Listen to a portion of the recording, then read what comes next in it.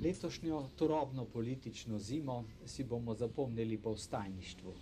Pa ne toliko zaradi legitimne zahteve po bolj pravni in pravični državi, kot mnogo bolj po ekstremnih skupinah, ki bi najraje vdirale v stanovanja izvoljenih politikov, jih obešale na mostove, kristjane pa kar pokončale. Metodo pouličnega linča so začele prevzemati celo najvišje državne inštitucije. Izkušnje s totalitarizmi prejšnjega stoletja pa nas učijo, da s protipravnimi dejanji ni možno doseči pravne države in s krivičnimi postopki večje pravičnosti. V modi je tudi odkrivanje prepisovanih diplomskih in magistrskih nalog. Ukrasti intelektualno lastnino in jo podajati kot svojo je laž. Vsaka laž pa najprej omaže svojega avtorja. A mnogo bolj zavržena je tista laž, katere cilj je umazati določeno osebo, političnega tekmeca. Še hujša pa je laž politika, ki volivcem nekaj sveto obljubi in svojo obljubo celo lastnoročno podpiše, potem pa sprejema ravno nasprotne odločitve. Taka laž pa ne škodi samo svojemu avtorju, ampak vsej državi Sloveniji. Tudi sicer živimo v svetu laži. Kot ena kapljica črnila omaže cel liter čiste vode, tako ena laž zastrupi celoten časopis, a takih kapljic je zelo veliko v slovenskem medijskem prostoru.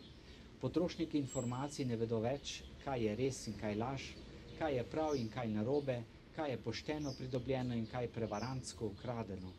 Ne ve se več, čemu demokracija in kako do pravne in pravične države.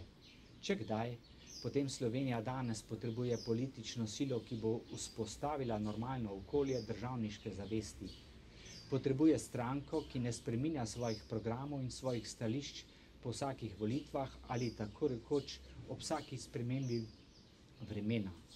Stranko, ki predstavlja politično stabilnost in verodostojnost, s tem pa tudi varnost, tako za življenje posameznika kot za razvoj gospodarstva. Zato bo Slovenska demokratska stranka na svojem 10. kongresu ponovno oživila duha temeljnega ljudskega soglasja, ki je bilo v času slovenskega osamosvajanja plebiscitarno potrjeno. Vračamo se torej k svojemu izvoru, k vrednostnemu jedru slovenske državnosti, ki nam vse skozi pomeni rdečo nit delovanja.